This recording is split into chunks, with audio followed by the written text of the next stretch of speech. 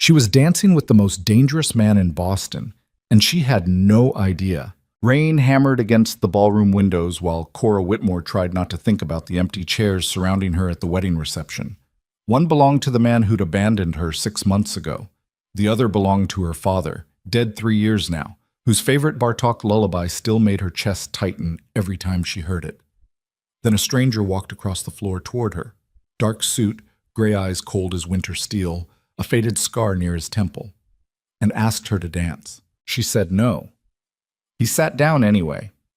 And when the music shifted to that impossible Bartók melody her father used to play on repeat, this stranger, Liam, stayed silent beside her while the grief crushed through her ribs. She didn't know his last name, didn't know that half the room had gone quiet watching him cross the floor, didn't know that Liam Donovan owned this hotel, this city, this entire blood-soaked empire hidden beneath billion-dollar real estate and luxury hospitality. She just knew that for the first time since her world collapsed, someone sat with her in the wreckage without trying to fix it. If you want to see how far a mafia boss will burn his empire for one woman, stay with me until the end. Hit that like button and drop a comment with the city you're watching from. I want to see how far this story travels.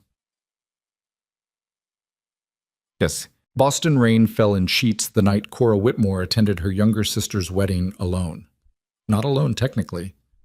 She had a seat, a name card, a polite smile she'd practiced in the hotel bathroom mirror 3 times before walking into the ballroom. But her fiancé, ex-fiancé, had left 6 months ago with a paralegal from his firm, and her father had been dead for 3 years, and sitting at a round table surrounded by empty chairs felt worse than not coming at all. The Donovan Lansing Hotel ballroom was the kind of space that made everything look expensive. Crystal chandeliers, marble floors, white roses arranged like small monuments on every table. Her sister Maya had wanted elegance. Their mother had wanted status. Cora had wanted to skip the entire event and stay home with a bottle of wine and the translated Romanian poetry manuscript sitting unfinished on her desk. She adjusted the strap of her dress, midnight blue silk that Maya insisted she wear, and watched the dance floor fill with couples spinning under soft golden light. Her mother was dancing with Maya's new husband. College friends laughed near the bar. Everyone looked effortlessly happy in that way people did when they hadn't spent the last 6 months wondering what part of themselves had been so fundamentally broken that someone could just walk away mid-engagement without explanation. Cora reached for her wine glass. Then someone sat down across from her. Not at the table next to hers. Not passing through. Directly across from her at the table meant for family. She looked up. The man wore a black suit tailored so precisely it looked painted on. Dark hair pushed back from his forehead. Gray eyes that didn't blink enough. A scar above his right temple. Thin, faded, old. He looked maybe 35, maybe older. The kind of face that made you forget numbers because presence mattered more than age. He didn't smile. He just sat. "You look like you could use company," he said. His voice was low, calm. The kind of voice that didn't need volume to carry weight. Cora blinked. "I'm fine." "I didn't ask if you were fine." She stared at him. He stared back without flinching. Around them, the ballroom hummed with music and laughter and champagne toasts. But this man, whoever he was, sat perfectly still, like someone used to waiting. "Do I know you?" Cora asked slowly. "No." "Are you friends with Maya?" "No." "Then why are you sitting here?" He tilted his head slightly. "You refused to dance when 3 different men asked you. You've been sitting alone for 40 minutes, and you keep looking at that empty chair like it's a wound that won't close." Cora's chest tightened. "That's none of your business." "You're right," he said. "It's not." But he didn't move. Cora should have told him to leave, should have stood up and walked away, should have done literally anything except sit there staring at this stranger who somehow saw through every polite lie she'd been telling herself all night. Instead, she asked, "Who are you?" "Liam." "Just Liam?" For now. The band shifted into something slower, a waltz. Cora recognized the melody before the first verse even started. Her breath caught. Bartók. The same lullaby her father used to play on the old upright piano in their living room when she was 7 years old. The same melody he'd hum while cooking dinner. The same song that had played at his funeral while Cora stood at the podium, unable to speak because grief had wrapped around her throat like barbed wire. She gripped the edge of the table. Liam's eyes flicked toward the dance floor, then back to her. "You know this song." It wasn't a question. Cora nodded once. She didn't trust her voice. "Someone important?" he asked quietly. "My father." Liam didn't say he was sorry, didn't offer empty comfort. He just sat there across from her while the Bartok lullaby filled the ballroom, and Cora tried not to let the tears building behind her eyes spill over in front of a complete stranger. When the song finally ended, Liam leaned back in his chair. "You should leave," he said. Cora frowned. "What? This isn't your night. It's hers." He nodded toward the dance floor where Maya spun in her wedding dress, laughing. "You're allowed to go home." "I can't just leave." "Why not?" "Because she's my sister." "And you love her," Liam said. "But sitting here pretending you're not miserable doesn't help anyone." Cora wanted to argue, wanted to defend herself. But he was right. She hated that he was right. "I'll stay until the cake," she said finally. Liam almost smiled. Almost. "All right." He stood, adjusted his cufflinks, started to walk away. Then he paused. "The empty chair," he said without turning around. "Was it the father or someone else?" Cora swallowed. "Someone else." Liam nodded once, then he disappeared into the crowd. Cora didn't see him again for the rest of the reception. She stayed for the cake, stayed for the toasts, stayed until her mother hugged her and whispered, "You did good tonight, sweetheart," in that voice that meant, "I know you're hurting, but I'm proud of you anyway." Then she grabbed her coat and slipped out into the rain. The Donovan Lansing Hotel was the kind of place that had 3 separate valet stations. Cora stood under the covered entryway watching black cars pull up one after another, couples laughing as they climbed into warm leather seats, drivers opening umbrellas. She didn't have a car here. She'd taken the train. The rain came down harder. A black sedan pulled up in front of her. The back window rolled down. "Liam." He leaned toward the open window. "Get in." Cora stepped back. "I'm fine. You're about to walk to the train station in heels and a silk dress in a rainstorm. I'll call a cab. It's midnight on a Saturday. You'll be waiting 20 minutes. He pushed the door open from inside. "Get in." Cora hesitated. Every instinct told her not to get into a car with a stranger, but something about Liam felt not safe exactly. Just steady. Like someone who understood wreckage without needing to talk about it. She got in. The inside of the car smelled like leather and expensive cologne. Liam sat on the far side of the back seat, arms resting casually along the edge of the window. The driver didn't turn around, didn't speak, just waited. "Where do you live?" Liam asked. "Brookline, near Coolidge Corner." Liam nodded once to the driver. The car pulled smoothly into traffic. For a long time, neither of them spoke. Rain streaked across the windows. The city blurred past in smears of neon and streetlights. Cora kept her hands folded in her lap and tried not to think about how strange this was. Sitting in a car with a man whose last name she didn't even know. "Thank you," she said finally. Liam glanced at her. "For what?" "Sitting with me. Not asking questions." "You didn't need questions." "No," Cora agreed quietly. "I didn't." They lapsed back into silence. The driver took a turn toward Brookline. Buildings shifted from downtown glass towers to brownstones and narrow streets lined with oak trees. Cora watched the familiar neighborhood appear through the rain and felt the tightness in her chest ease slightly. The car stopped in front of her building, a 3-story walk-up with ivy climbing the brick facade. Liam reached past her and opened the door. "Good night, Cora." She froze. "I never told you my name." He met her eyes. "You wore a name card at the table." "Right, of course." Cora stepped out into the rain, turned back. "Will I see you again?"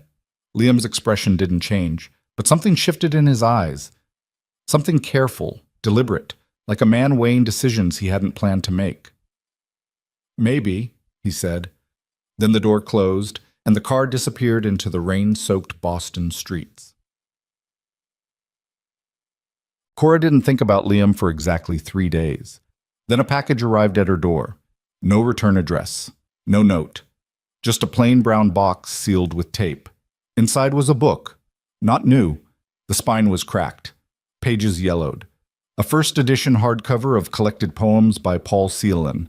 German-Romanian translations, 1952 printing. Cora had been searching for this edition for 2 years. Her hands shook as she opened the cover.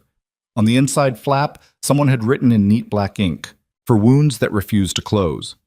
No signature. She sat on the floor of her studio apartment and stared at the book until her vision blurred.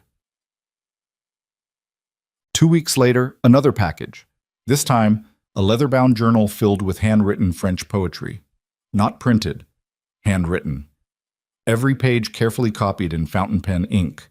Cora traced the elegant script with her fingertip and tried to imagine someone sitting alone at a desk transcribing Rimbaud by hand just to send it to her.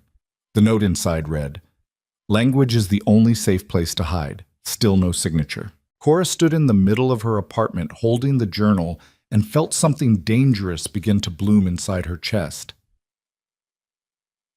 She didn't expect to see Liam again. But 3 weeks after the wedding, she returned to the Donovan Lansing Hotel to retrieve Maya's forgotten pearl earring left behind in the bridal suite, and found herself standing in a quiet service corridor on the 3rd floor, staring at an elevator she'd taken a wrong turn trying to find. The elevator doors opened. Liam stepped out. He wasn't wearing a suit this time, just black jeans, a dark sweater pushed up to his elbows. He looked different, less formal, more human. But his eyes were the same. Cold, careful, tired in a way that didn't come from lack of sleep. He stopped when he saw her. For 3 full seconds, neither of them moved. Then Liam said, "You got the books." Not a question. Cora's throat tightened. "That was you." "Yes." "Why?" Liam stepped closer. Not threatening, just deliberate. "Because you looked like someone who needed to know she wasn't invisible." Cora's breath caught. "I shouldn't have sent them," Liam continued. His voice was quieter now. "I don't usually do things like that." "Then why did you?" He looked at her for a long time, long enough that Cora felt her pulse quicken under the weight of his attention. "I don't know," he said finally. It was the first time he'd sounded uncertain about anything. Cora took a breath. "I came here to pick up my sister's earring." "Bridal suite?" "Yes." "Follow me." He led her down the corridor without another word. His movements were precise, controlled, like someone who'd spent years learning exactly how much space his body occupied and never wasting an inch of it. They reached the bridal suite. Liam unlocked the door with a keycard from his pocket. Cora stepped inside. The room was pristine. Furniture back in place, linens changed, champagne glasses cleared away, like the wedding had never happened. "Check the bathroom," Liam said from the doorway. "Maya left jewelry on the counter." Cora walked into the bathroom, found the pearl earring sitting beside the sink exactly where he said it would be. When she came back out, Liam was standing near the window looking down at the street below. "How did you know where it was?" she asked. "I own the hotel." Cora stopped. "You own it?" "My family does." She stared at him, at the worn sweater, the tired eyes, the deliberate stillness. "Who are you?" she asked slowly. Liam turned to face her. "Someone who shouldn't have sat down at your table." "That's not an answer. It's the only one I can give you right now." Cora wanted to push, wanted to demand the truth, but something about the way Liam looked at her, like he was already regretting every choice that had led him to this moment, made her stop. "Thank you," she said instead. "For the books, for the ride home, for this." Liam nodded once. Cora started toward the door. "Cora." She turned back. "If you come looking for me again," Liam said quietly, "you need to understand something first." "What?" "I'm not a good man." Cora held his gaze. "I never asked you to be." Something flickered across his face, surprise maybe, or something deeper. Then she walked out. Musk. She told herself to forget about him. Told herself it didn't matter who Liam Donovan was, or why he'd sent her books, or why his family owned luxury hotels, or why his eyes carried the kind of exhaustion that came from violence instead of overwork. She told herself a lot of things. None of them stuck. Because 2 days later, she received a third package. This one contained a cassette tape. Old, scratched plastic case. Handwritten label in faded ink. Bartok, Lullaby Number 3. Cora sat on her apartment floor and cried for the first time since her father's funeral. The restaurant was in the North End. No sign outside. Just a red door between a bakery and a tailor shop. Cora stood on the sidewalk staring at the address Liam had sent in a handwritten note tucked inside the cassette case. Friday, 8 p.m. Come alone. She should have ignored it, should have thrown the note away and blocked whatever strange connection had formed between them before it became something she couldn't walk away from. Instead, she pushed open the red door. Inside, the restaurant was small. Maybe 8 tables, dim lighting, a single waiter standing near the kitchen entrance. And at the far corner table, Liam. He stood when she approached. "You came," he said. "I shouldn't have."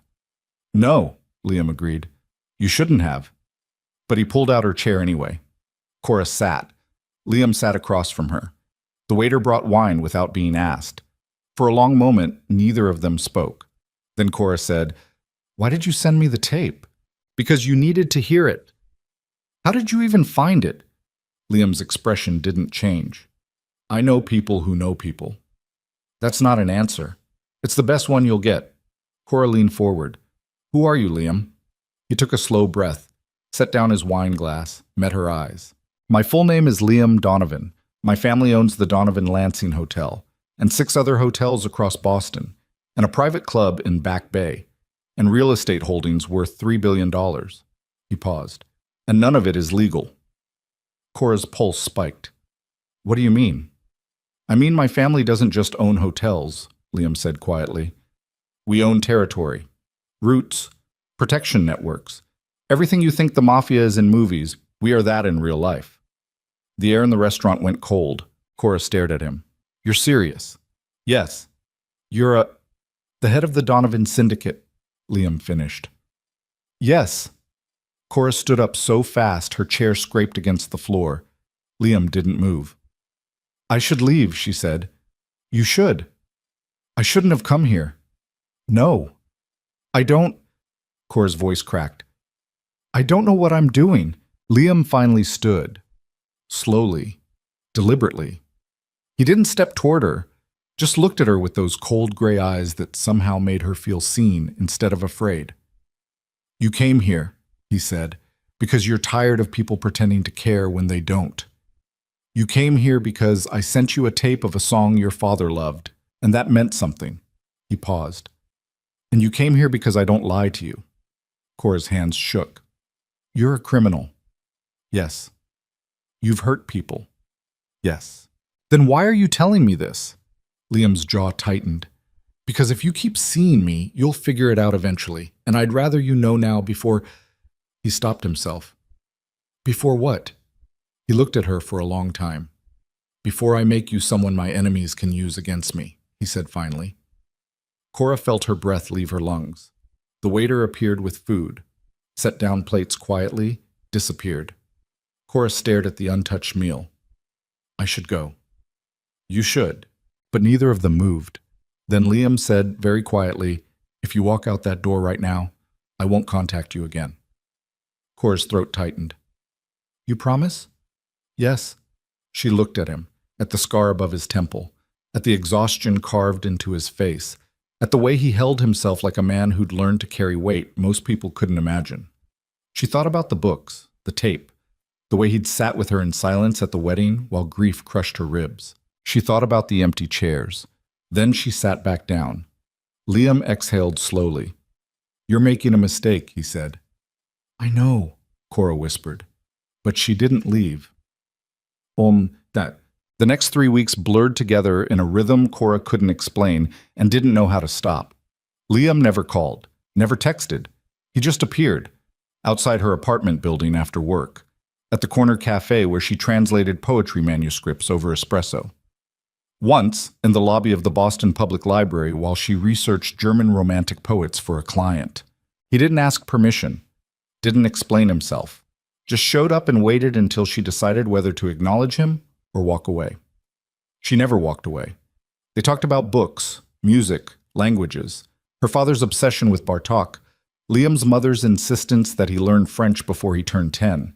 They didn't talk about the syndicate, the territory wars, the violence humming beneath every polite conversation, but Cora saw the truth anyway.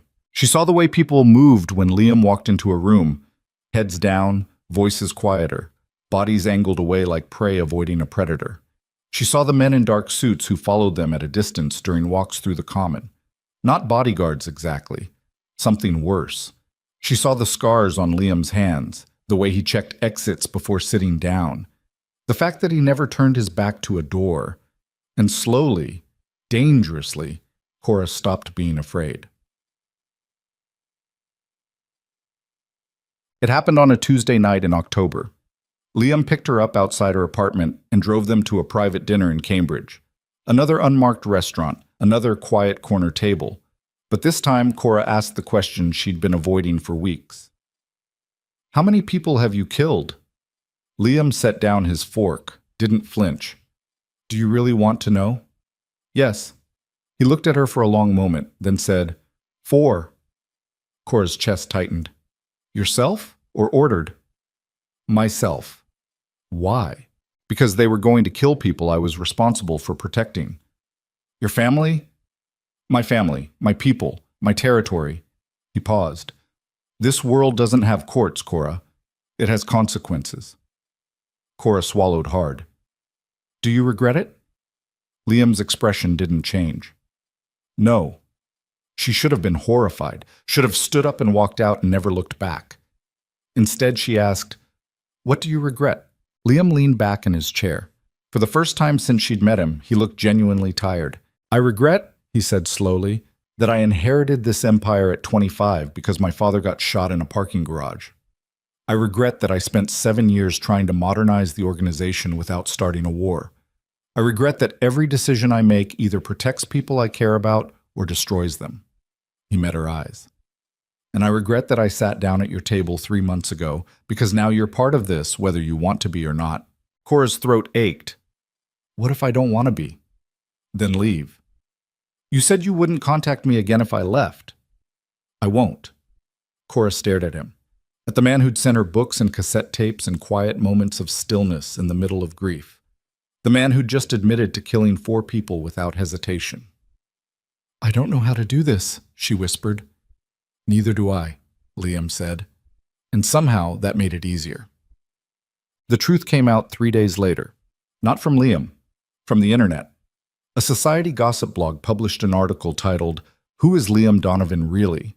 The post included photos, security footage, financial records leaked from unnamed sources, and a detailed breakdown of the Donovan family's criminal empire stretching back 40 years. Cora read the entire article sitting at her kitchen table with her hands shaking so badly she could barely hold her phone. Liam Donovan wasn't just connected to organized crime. He was organized crime. The Donovan Syndicate controlled luxury hospitality across the East Coast, protected gambling networks, laundered money through real estate holdings, operated as the hidden backbone of Boston's underground economy. And Liam, quiet, careful, exhausted Liam, was the man holding it all together. Cora's phone buzzed, a text from an unknown number. "I'm sorry you had to find out this way. L." She stared at the message. Then she threw her phone across the room and watched it shatter against the wall. Cora didn't answer Liam's calls for 4 days. She deleted his texts without reading them, blocked the unknown numbers that kept appearing on her screen, threw herself into translation work, 12-hour days hunched over German poetry manuscripts, Romanian essays, French memoirs. Anything to keep her brain too occupied to think about the fact that she'd been sleeping with Boston's most powerful crime lord. Not sleeping with, not yet, but close enough that the line had started to blur. On the 5th day, Maya showed up at her apartment. Her sister stood in the doorway holding 2 coffees and wearing the concerned expression that meant she'd been sent on a mission. "You look like hell," Maya said. Cora stepped aside to let her in. "Thanks. Mom's worried. You haven't answered her calls either." "I've been working." Maya set the coffees down on the kitchen counter and turned to face her. What happened with that guy from the wedding? Cora's chest tightened. What guy? Don't play dumb. The one who drove you home. Mom saw you leave with him. Nothing happened. Cora. I said nothing happened. Maya crossed her arms. You've been acting weird for weeks. You disappear for entire evenings without explanation. You're getting mysterious packages delivered to your door. And now you look like you haven't slept in days. She paused. So I'm going to ask you one more time. What happened with that guy? Cora walked to the window, stared out at the gray Boston sky, felt the weight of the truth pressing against her ribs like a fist. His name is Liam Donovan, she said finally. Maya frowned. Donovan? Like the hotel? Yes. So he's rich? He's a criminal. Silence. Cora turned around. Maya was staring at her with an expression somewhere between confusion and horror. What do you mean criminal? Maya asked slowly. I mean, the Donovan family doesn't just own hotels. They own territory, routes, protection networks. Cora's voice cracked. They're the Mafia, Maya, and Liam runs it. Maya sat down heavily in one of the kitchen chairs. You're joking. I wish I was. How do you even know this? Because he told me. He just told you he's a Mafia boss? Yes? Maya stared at her for a long moment. Then she stood up. You need to call the police. And say what? I had dinner with someone who admitted to committing crimes? Cora shook her head. They won't do anything. He's too powerful. Then you need to stay away from him. I am staying away from him. Good. Maya grabbed her purse, started toward the door, then stopped. Cora? What? Do you love him? Cora's throat closed. I barely know him. That's not what I asked. Cora looked at her sister, at the concern written across her face, at the fear in her eyes, and felt something crack open inside her chest. I don't know, she whispered. Maya's expression softened. Then figure it out before you get hurt. She left. Cora stood alone in her apartment and wondered if it was already too late. Monsieur, Liam showed up at her door that night. No warning, no text. Just 3 sharp knocks at 11 p.m. while Cora was sitting on her couch staring at a blank translation document on her laptop. She opened the door without checking the peephole. Stupid. Dangerous. Exactly the kind of mistake people made right before their lives fell apart. Liam stood in the hallway wearing dark jeans and a black jacket. His hair was damp from rain. His eyes looked hollow. You blocked my number, he said. Yes. Can I come in? No. Liam nodded slowly, like he'd expected that answer. I need to explain. There's nothing to explain, Cora interrupted. I read the article. I know what you are. You knew what I was before the article. Knowing and seeing proof are different things. Are they? Liam's voice was quiet, controlled. But there was something underneath it, something raw and barely leashed. You asked me how many people I killed. I told you. You asked me if I regretted it. I said no. I never lied to you, Cora. You didn't tell me the truth either. I told you everything you asked for. That's not the same. Liam's jaw tightened. What do you want from me? I want you to leave. All right. He turned to go. Cora's chest ached. Wait. Liam stopped, didn't turn around. Why did you come here? She asked. Because you stopped answering. So? So I needed to know you were safe. Cora stepped closer, close enough to see the exhaustion carved into his face, close enough to smell rain and expensive cologne, close enough to make a mistake she couldn't take back. I'm safe, she said quietly. Good. But I can't do this. Liam finally turned to look at her. Can't do what? Whatever this is. Us. You. She swallowed hard. I'm not built for your world, Liam. I translate poetry. I drink too much coffee. I cry at old music. I don't know how to exist in a place where people kill each other over territory disputes. I'm not asking you to exist in my world. Then what are you asking? Liam stepped closer. Not threatening, just deliberate. His voice dropped to something quieter, rougher. I'm asking you to let me exist in yours. Cora's breath caught. I don't know how to be the person you need, she whispered.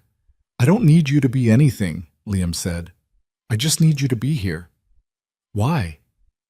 Because when I'm with you, I remember what it feels like to be human. Cora felt tears burn behind her eyes. That's not fair. I know. You can't just show up at my door and say things like that. I know. You need to leave. I know. But neither of them moved. Then Liam reached up slowly, giving her time to pull away, and touched her face with his scarred knuckles. Cora closed her eyes. I'm not a good man, Liam said quietly, but I've never pretended to be. And I will never lie to you. That's all I can promise. Cora opened her eyes. What if that's not enough? Then walk away. I tried that already. Try harder. Cora stared at him, at the man who'd killed 4 people and sent her poetry books, and sat with her in silence while grief tore her apart. Then she kissed him. It wasn't soft, wasn't careful. It was desperate and messy and tasted like rain and regret and all the terrible decisions she'd been trying to avoid for weeks. Liam's hand slid into her hair, pulled her closer, kissed her back like a man who'd been drowning and finally found air. When they broke apart, both of them were breathing hard. This is a mistake, Cora whispered against his mouth. I know. We're going to destroy each other. Probably. I should slam this door and never see you again. Liam's thumb traced the line of her jaw. You should. But Cora pulled him inside anyway. Giat. She woke up at 3 a.m. tangled in sheets that smelled like him. Liam was sitting on the edge of her bed, fully dressed, staring at his phone with an expression that made her stomach drop. What's wrong? She asked. He didn't look at her. I have to go. Now? Yes. Cora sat up, pulled the sheet around herself. What happened? Liam finally turned to look at her. His eyes were cold again. Empty. The version of him that existed in boardrooms and war zones instead of her apartment. Nothing you need to worry about, he said. Don't do that. Do what? Shut me out. Liam stood, grabbed his jacket from the chair. I'm not shutting you out. I'm protecting you. From what? He looked at her for a long moment, then said very quietly, From me. Before she could respond, he was gone. Cora sat alone in the dark, listening to her apartment door click shut, and wondered what the hell she'd just gotten herself into. She didn't hear from him for 6 days. No calls. No texts. No mysterious packages. Nothing. Cora told herself it was better this way. Cleaner. Safer. She almost believed it. Then Maya called her at 8 p.m. on a Saturday and said, Turn on the news. Cora grabbed her laptop, opened the local news site. The headline made her blood go cold. Violent shooting outside downtown nightclub. 2 dead, 4 injured. The article included photos, crime scene tape, police statements, and buried in the 3rd paragraph, sources report the incident may be connected to ongoing territorial disputes between organized crime families operating in the Boston area. Cora's hand shook so badly she could barely scroll. Are you seeing this? Maya asked on the other end of the line. Yes. Cora, you need to stay away from him. I haven't seen him in almost a week. Good. Keep it that way. But Cora barely heard her, because she'd scrolled down to the photos of the crime scene, and in the background, barely visible behind the police barriers, was a black sedan she recognized. Liam's car. Dramatic. He showed up at her apartment 2 hours later. This time she didn't wait for him to knock, just opened the door the second she heard footsteps in the hallway.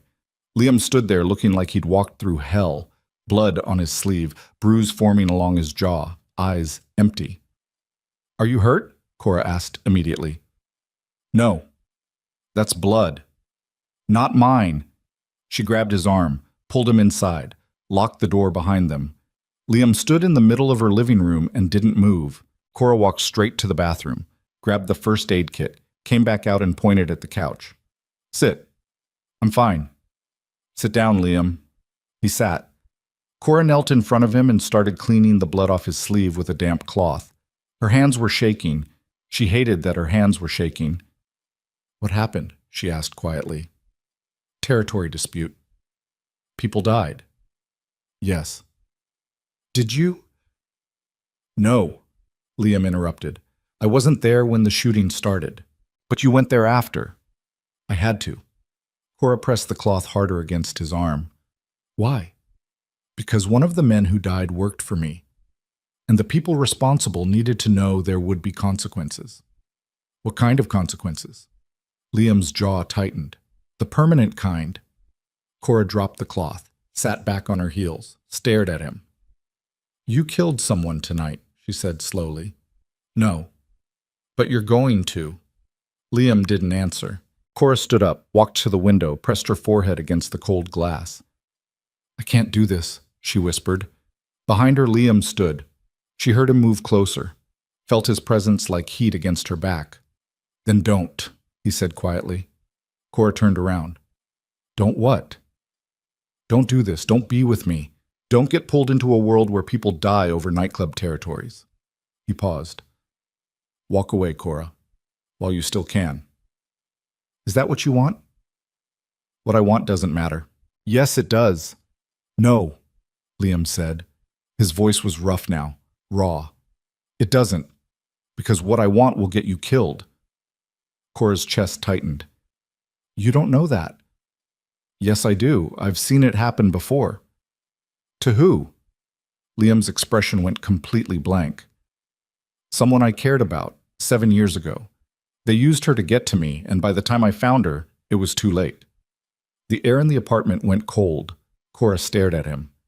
What happened to her? She died, Liam said flatly. Because I wasn't careful enough. Because I thought I could protect her. Because I was stupid enough to believe love mattered more than violence. Liam, so I'm telling you now, he continued, before this goes any further, before you become someone my enemies can use against me, walk away. Cora's throat ached. And if I don't want to, then you're a fool. Maybe I am. Liam stepped closer, close enough that she had to tilt her head back to look at him. His eyes were dark, empty, haunted. I will destroy you, he said quietly. Maybe not today, maybe not next month, but eventually my world will swallow you whole and I won't be able to stop it. Cora reached up, touched his face, felt him flinch under her palm. What if I don't care, she whispered. You should. But I don't. Liam caught her wrist, held it. Cora, I know what you are, she said. I know what you've done.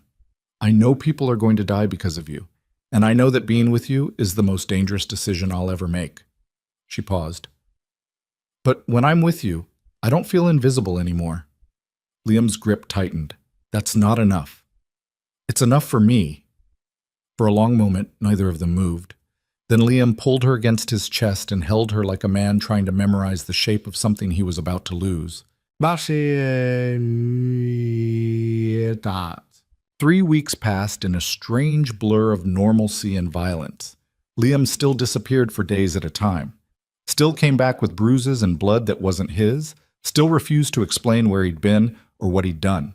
But he also showed up at her apartment with takeout at midnight, sat on her couch reading while she worked on translations, fell asleep beside her with his hand wrapped around her wrist like he was afraid she'd vanish. Cora learned to read the signs. When Liam's jaw was tight, someone had threatened him. When his knuckles were bruised, he'd hit someone. When his eyes went empty, someone had died. She didn't ask for details, didn't push, just stayed. And slowly, dangerously, they built something fragile in the spaces between the violence. Then the article came out. Not a gossip blog this time. A real newspaper, front page of the Metro section. Donovan crime family under federal investigation. Insider sources suggest imminent arrests. Cora read the entire thing standing in her kitchen with her coffee going cold. The article detailed everything. Money laundering, racketeering, witness intimidation. A federal task force had been investigating the Donovan syndicate for 18 months. Arrests were expected within weeks, and buried in the 6th paragraph was a line that made her blood freeze. Federal prosecutors are reportedly seeking cooperation from individuals close to Liam Donovan, including romantic partners and business associates. Her phone rang. Unknown number, she answered. Hello? Miss Whitmore? A woman's voice, professional, cold. Yes? My name is Agent Sarah Chen. I'm with the FBI. I'd like to speak with you about your relationship with Liam Donovan. Cora's stomach dropped. I don't know what you're talking about. Miss Whitmore, we have surveillance footage of you entering and leaving Mr. Donovan's residence on multiple occasions over the past 2 months. We have phone records. We have witnesses. A pause. You can speak with me voluntarily, or I can subpoena you. Your choice. Cora's hand shook. I need to think about it. You have 24 hours. After that, I'll assume you're choosing not to cooperate. The line clicked off. Cora stood frozen in her kitchen, staring at her phone. Then she called Liam. He answered on the first ring. Are you safe? The FBI just called me. Silence. Liam? Where are you? His voice was sharp now, controlled. My apartment. Stay there, lock the door. Don't answer it for anyone except me. What's happening? I'll explain when I get there. Liam. But he'd already hung up. He arrived 30 minutes later with 2 men Cora had never seen before. Both wore dark suits. Both moved like soldiers. Liam walked straight to her, grabbed her shoulders. Did the agent say anything else? Just that I have 24 hours to cooperate voluntarily. Did she threaten you? No, but she had surveillance footage, phone records. Cora's voice cracked. She knows everything, Liam. Liam's jaw tightened. He turned to the 2 men. Check the windows. Make sure nobody's watching the building. They disappeared without a word. Cora grabbed Liam's arm. What's happening? The feds have been building a case against my family for over a year. They're trying to flip people close to me. He paused. They want you to testify. About what? About me. About what you've seen, what you know. Cora's chest went tight. I don't know anything. You know enough. Then what do I do? Liam looked at her for a long moment, then said very quietly, You tell them the truth. Cora stared at him. What?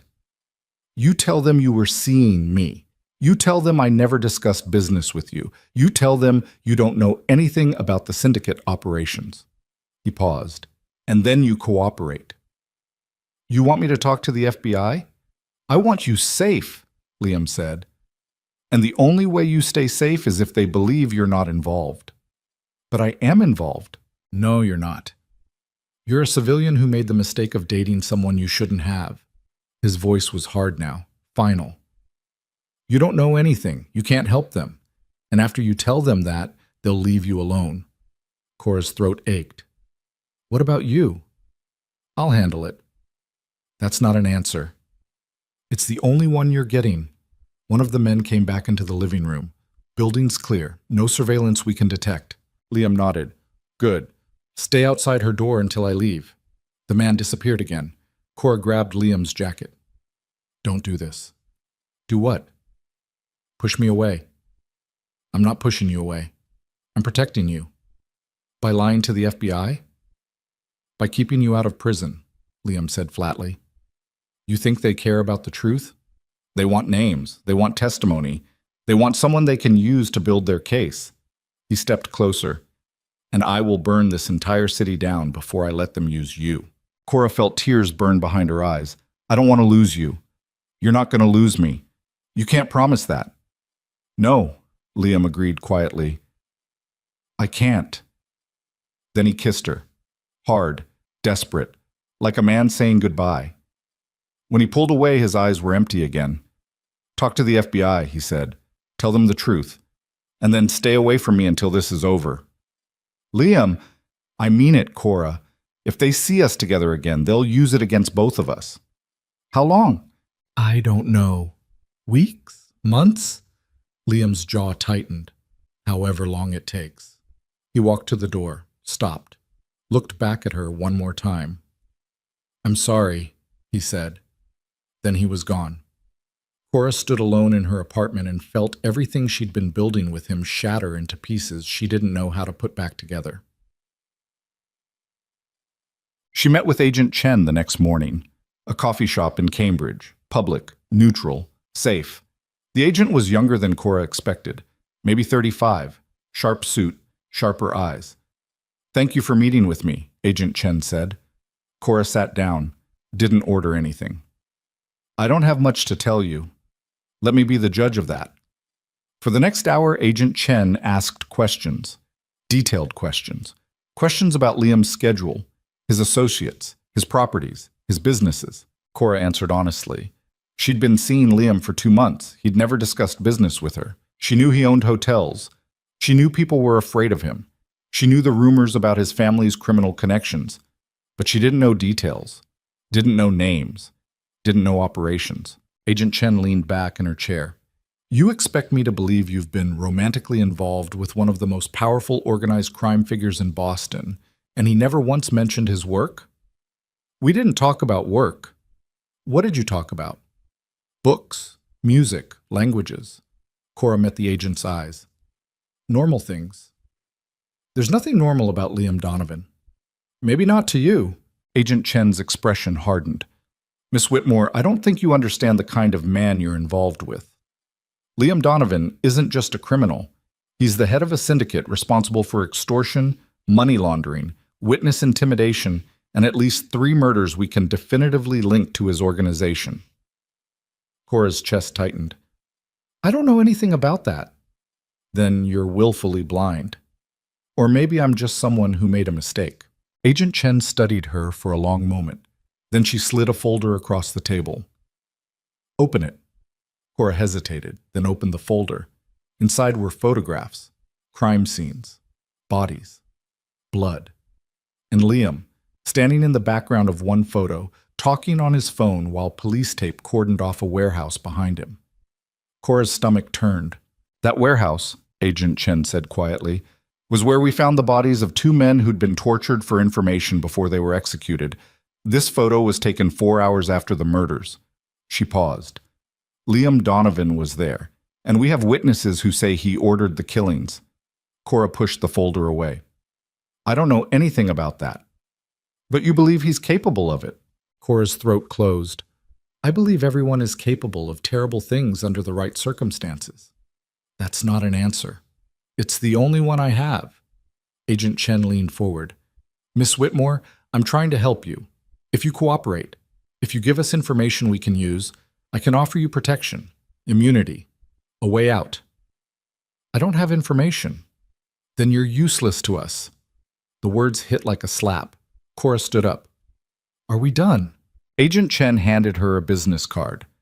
Call me if you change your mind, or if you suddenly remember something useful. Cora took the card, walked out of the coffee shop, made it 3 blocks before her hands started shaking so badly she had to sit down on a bench. She pulled out her phone, stared at Liam's number, then she deleted it. Chukok. 2 weeks passed. No calls, no texts, no mysterious packages. Cora threw herself into work, accepted every translation project her agent sent, stayed up until 3 a.m., hunched over German poetry and French essays and anything that kept her brain too busy to think about Liam. Maya called every other day to check on her. Her mother invited her to Sunday dinner. Agent Chen left 3 more voicemails. Cora ignored all of them. Then one night at 11 p.m., someone knocked on her door. Not Liam's knock. Sharper. More urgent.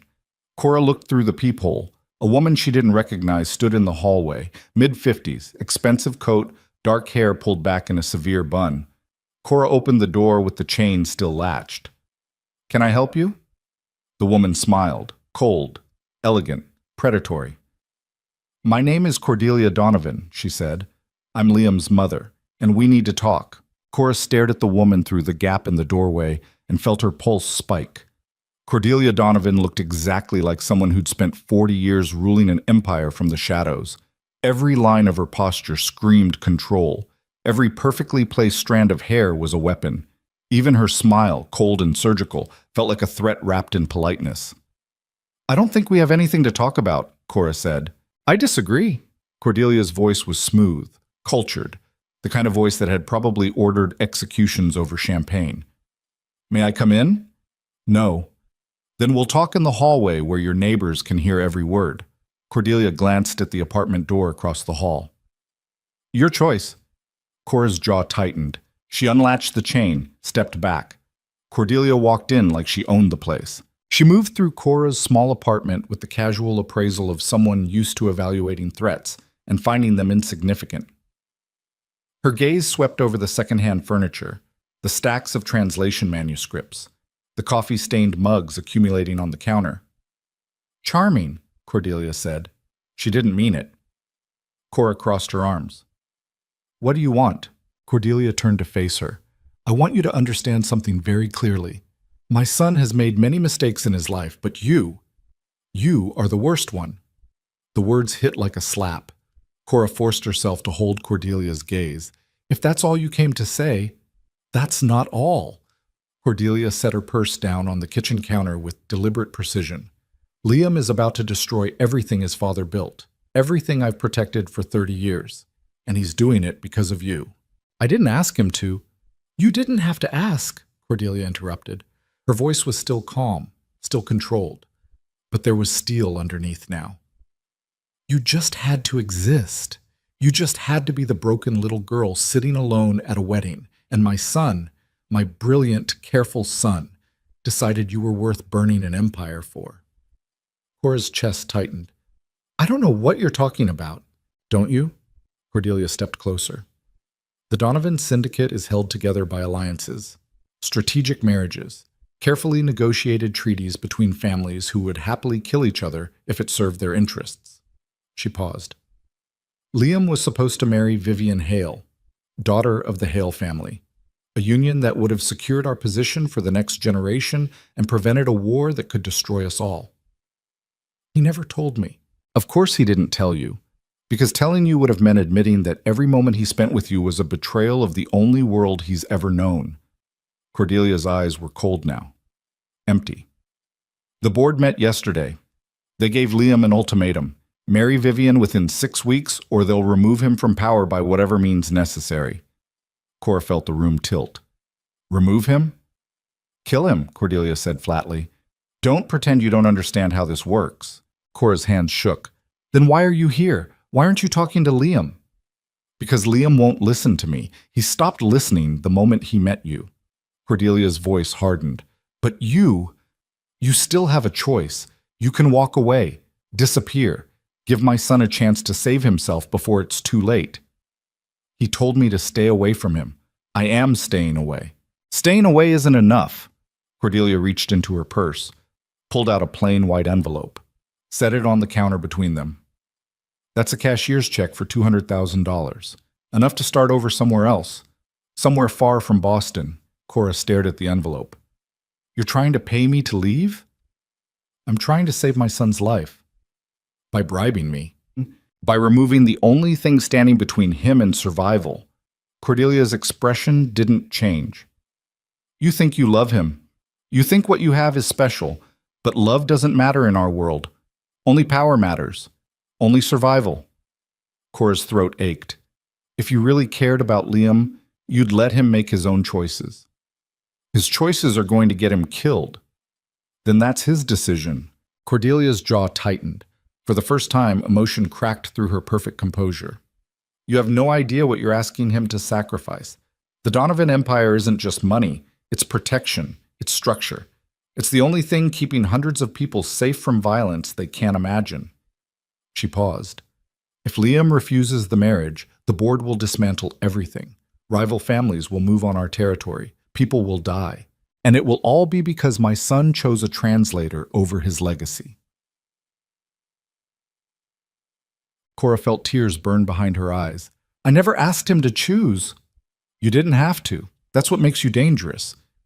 Cordelia picked up her purse, walked toward the door, stopped. "You have 48 hours to take that money and disappear. After that, I'll assume you've chosen to stay. And if you stay," her voice went cold, "I will remove you myself." "Are you threatening me?" Cordelia looked back at her with the kind of expression that had probably preceded dozens of deaths over the years. "I'm promising you," she said quietly. Then she walked out. Cora stood frozen in her apartment, staring at the white envelope on the counter. Her phone buzzed, a text from Maya. "Please tell me you're not still seeing him." Cora deleted the message without responding. Then she grabbed the envelope, ripped it open, stared at the check. $200,000. Enough to leave Boston. Start over. Translate poetry in some quiet city where mafia families and FBI investigations and dangerous men with gray eyes didn't exist. She could take the money. She could disappear. She could let Liam marry Vivian Hale and save his empire and survive. Or she could stay and watch him destroy himself for her. Cora walked to the window, pressed her forehead against the cold glass, felt the weight of impossible choices crushing down on her shoulders. Then she tore the check into pieces and let them fall to the floor like snow.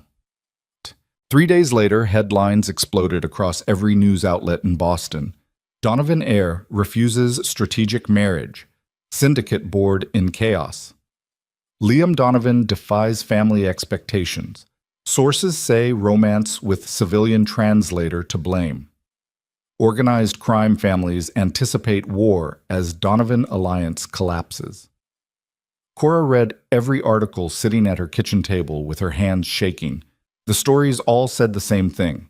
Liam had formally refused the arranged marriage to Vivian Hale during a closed-door meeting with the syndicate board.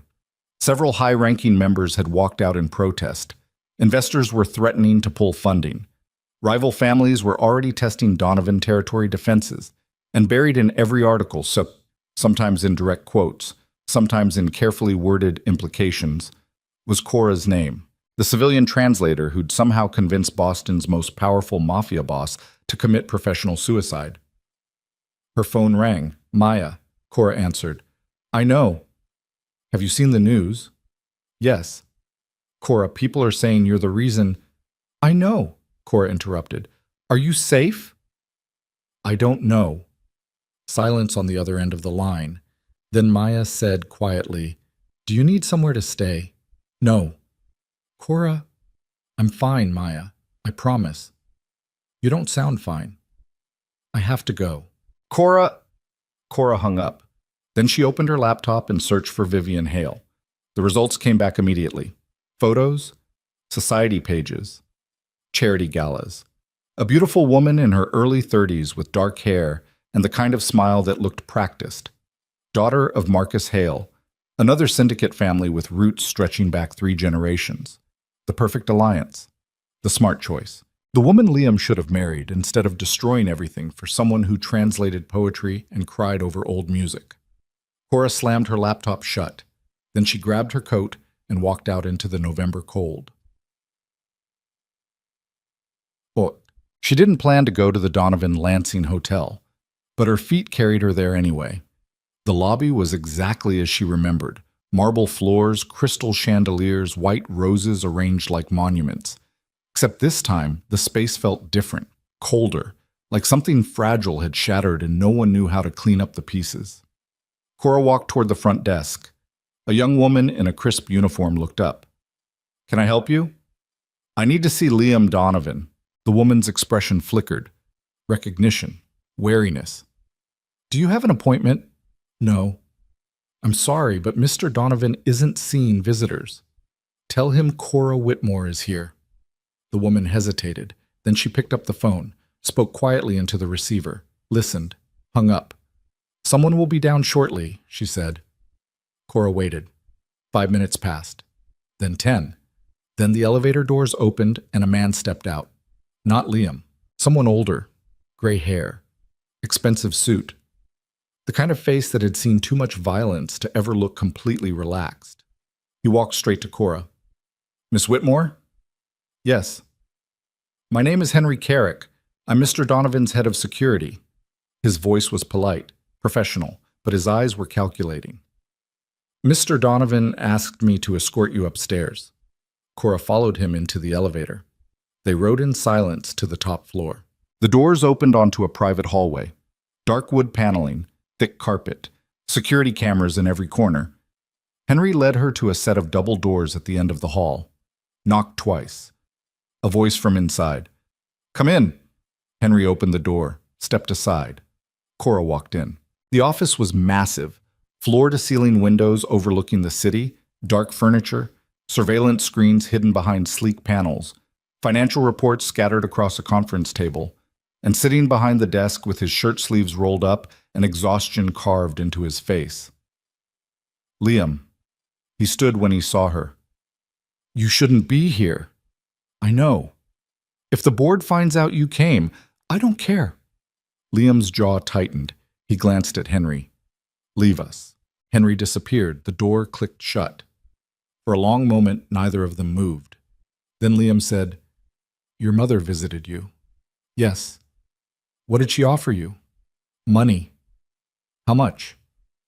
200,000. Liam's expression didn't change, but something flickered in his eyes. Did you take it? No. Why not?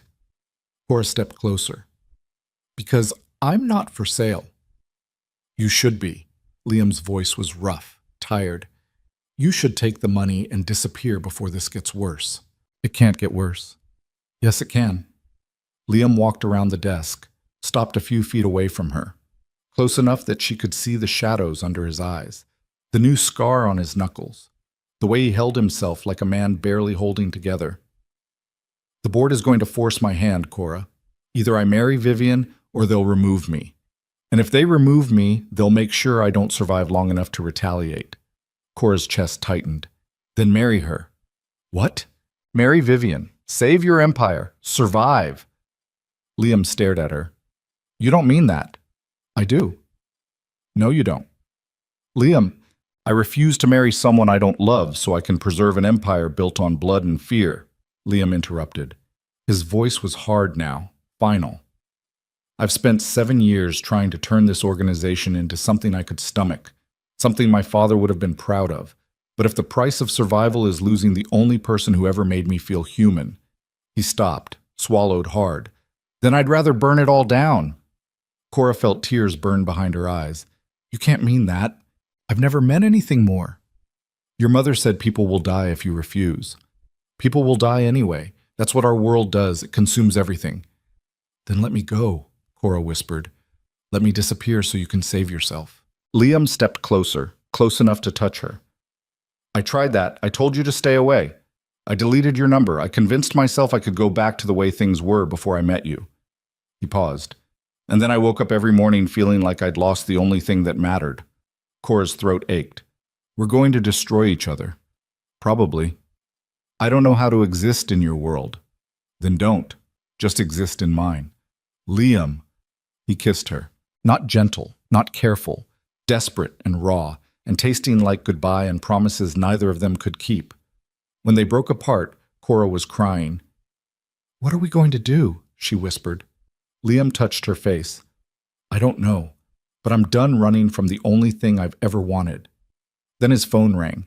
He glanced at the screen. His expression went cold. What is it? Cora asked. Liam answered the call, listened. His jaw tightened. When? He asked. Pause. I'll be there in 20 minutes. He hung up.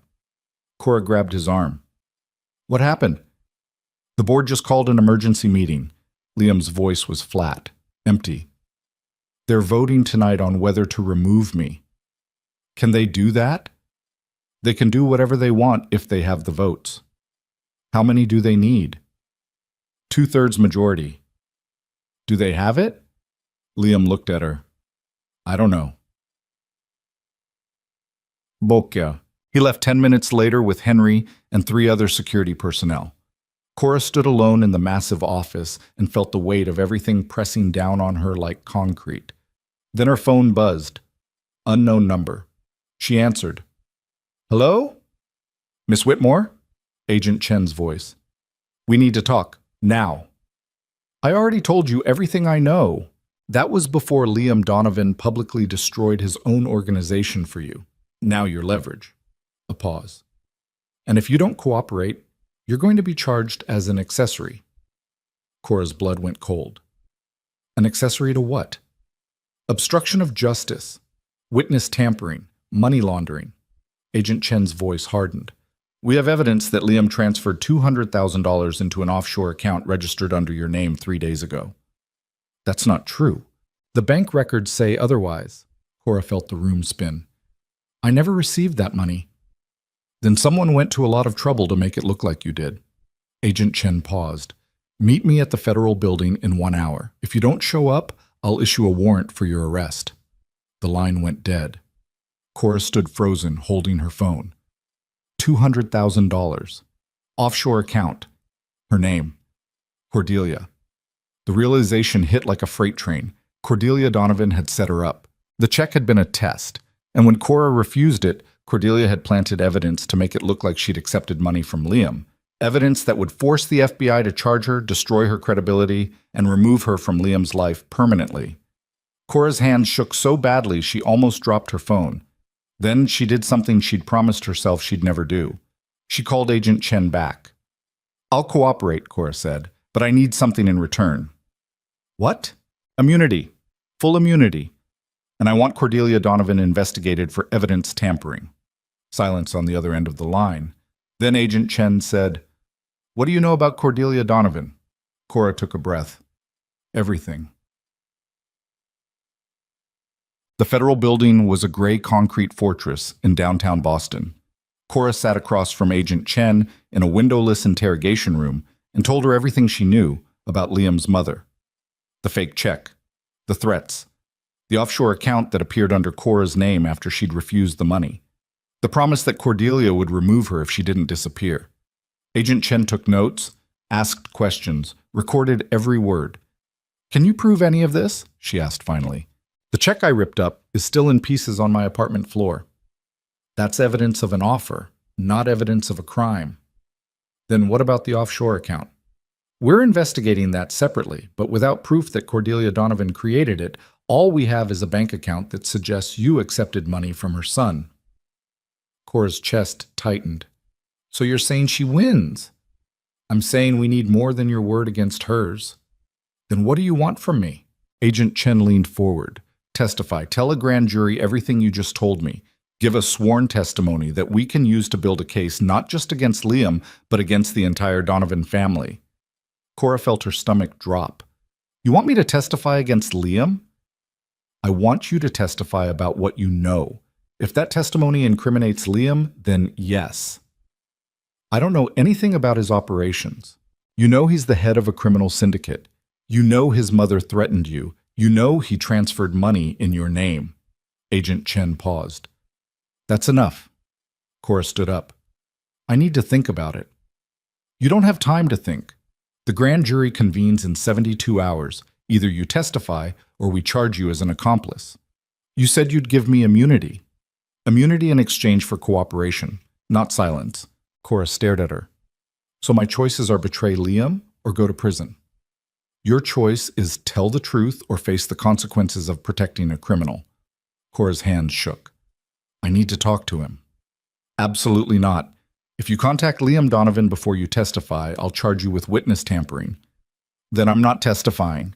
Agent Chen stood, walked to the door, opened it. Two agents in suits stepped into the room. "Miss Whitmore," Agent Chen said coldly, "you're under arrest for obstruction of justice and conspiracy to commit money laundering. You have the right to remain silent." Cora barely heard the rest. She felt the handcuffs close around her wrists, felt herself being led out of the interrogation room, felt the world she'd been trying to build with Liam collapse into ash. And she realized, too late, that Cordelia Donovan had won.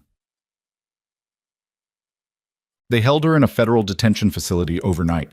Cora sat alone in a cell with concrete walls and a metal bed and tried to figure out how everything had gone so catastrophically wrong so fast. She thought about Liam facing the board without knowing she'd been arrested. She thought about Cordelia's cold smile. She thought about the offshore account with her name on it. And she thought about the choice she'd made, the choice to rip up that check instead of taking it, and wondered if refusing the money had been the bravest or stupidest decision of her life. At 6 a.m., a guard came to her cell. "You made bail," he said. Cora blinked. "What?" "Someone posted your bail. You're free to go." She followed the guard through processing in a daze, signed paperwork, collected her belongings, walked out into the cold November morning. A black sedan was waiting at the curb. The back door opened. Liam stepped out. Cora stopped breathing. He looked worse than she'd ever seen him. Bruises on his face, blood on his collar, eyes hollow with exhaustion. "Get in," he said quietly. Cora got in. Liam slid in beside her. The car pulled into traffic. For a long time, neither of them spoke. Then Liam said, "My mother set you up." "I know." The offshore account was her idea. She created it to force the FBI to arrest you. I know. I'm sorry. Cora looked at him, at the man who'd just bailed her out of federal custody despite having his own empire collapsing around him. What happened at the board meeting? She asked quietly. Liam's jaw tightened. They voted. And? I lost? Cora's chest went tight. They're removing you? They gave me one final option. Liam's voice was flat, empty. Marry Vivian Hale within 2 weeks, or they'll vote again to remove me permanently. Permanently means dead, Liam finished. Yes. Cora felt tears burn behind her eyes. Then you have to marry her. No. Liam, I said no. He turned to look at her finally. His eyes were dark, haunted. But underneath the exhaustion was something harder, something that had made a decision and refused to back down. I'm done letting other people decide my life. I'm done sacrificing everything I want to preserve an empire I never asked for. He paused. And I'm done pretending I can exist without you. Cora grabbed his hand. They'll kill you. Maybe. There has to be another way. There isn't. Then what are we going to do? Liam looked at her for a long moment. Then he said, very quietly, we're going to burn it all down. The words hung in the air between them like smoke from a gun that hadn't finished firing. Burn it all down. Cora stared at Liam in the back seat of the moving car and tried to process what he'd just said. His face was bruised, his collar stained with blood that might have been his or someone else's. But his eyes, those cold gray eyes that had first caught her attention at a wedding 3 months ago, were absolutely certain. What does that mean? She asked slowly. It means I'm dismantling the empire, Liam said, piece by piece, before the board can vote me out, before my mother can arrange another marriage, before the FBI builds their case. He paused. I'm taking apart everything my father spent 40 years building. Cora's pulse spiked. You can't do that. I can, and I will. Liam, if you dismantle the syndicate, you'll have enemies from every direction. I already have enemies from every direction. His voice was flat, final. The difference is, now I'm choosing when and how this ends. The car turned down a narrow street in South Boston. Industrial buildings. Empty lots. The kind of neighborhood where bad things happened and nobody asked questions afterward. Cora grabbed Liam's arm. Where are we going? Somewhere safe. That's not an answer. It's the only one you're getting right now. The car pulled into an underground parking garage beneath what looked like an abandoned warehouse. Concrete pillars, flickering lights, the smell of oil and rust. Henry was waiting beside a black SUV. The sedan stopped. Liam got out, offered his hand to Cora. She took it. Her legs felt unsteady. Her head was still spinning from federal custody and bail, and the impossible choice Liam had just announced. But his hand was warm and solid, and when she looked up at him, she saw something she'd never seen before. Not fear, not exhaustion, freedom, like a man who'd spent his entire life carrying chains and finally decided to break them. How long do we have? Liam asked Henry. 4 hours. Maybe less. Henry's voice was tense. The board is convening an emergency session at noon.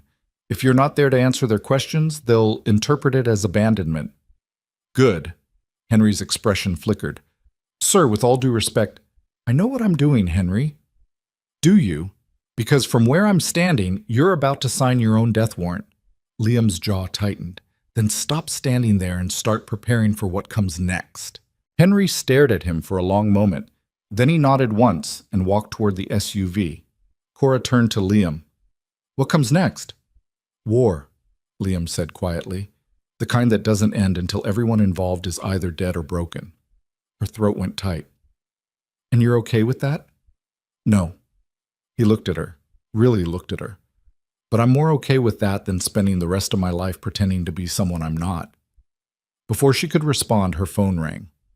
Unknown number. She answered, Hello? Miss Whitmore.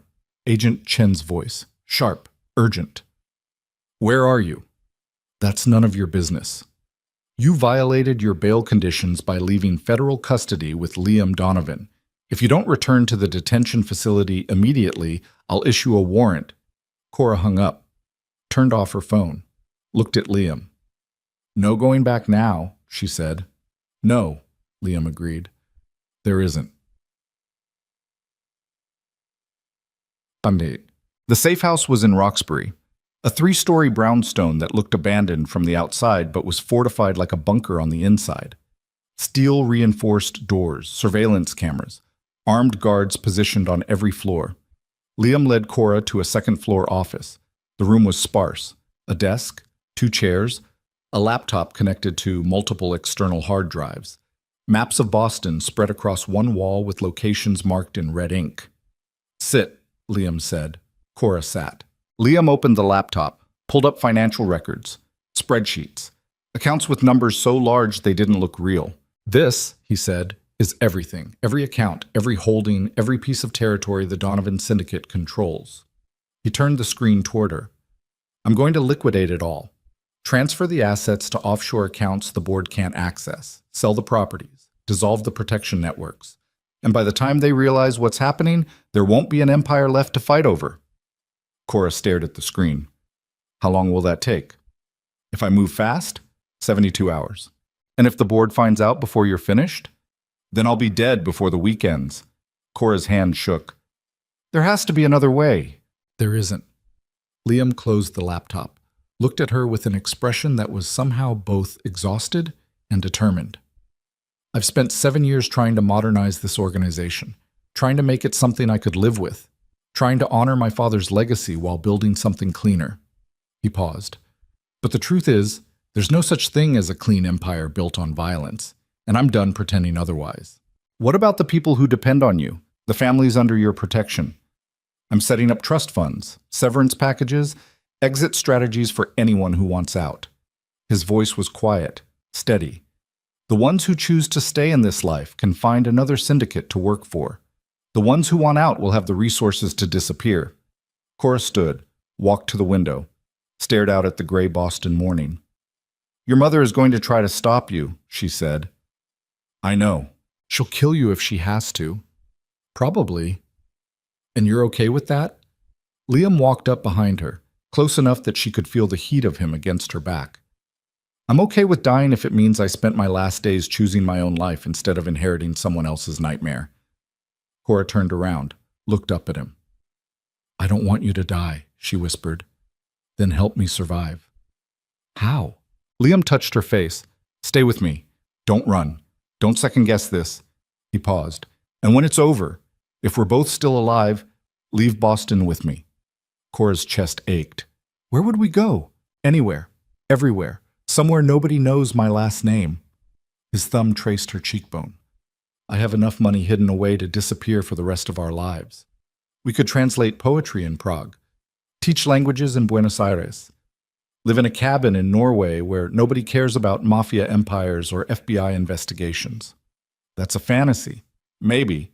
But it's the only one I have left. Cora grabbed his shirt, pulled him closer, kissed him hard enough to taste blood and desperation and all the impossible promises they were making to each other. When they broke apart, both of them were breathing like they'd run a marathon. 72 hours, Cora said. 72 hours, Liam agreed.